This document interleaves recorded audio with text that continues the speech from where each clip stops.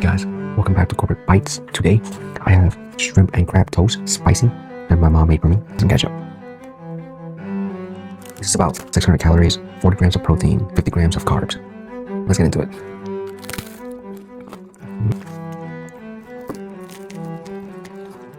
Crunchy, spicy, shrimpy,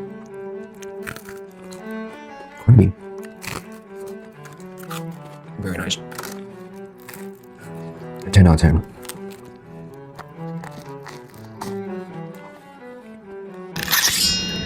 Alright guys, check out what I got today. Cool. This is the pasta with chicken, blackened chicken. What was this pesto? It was like pesto pasta. Yes. 600 calories, probably like, what's left? I'd say 25 grams of protein, pretty low, but I ate half of it. This is leftovers. Like 30 grams of carbs, 40 grams of fats. It's a real fatty. Isn't this the peen? The peen? The peen. The penne. I can see straight through it. Chicken time. Oh. Kind of cold. 7 out of 10.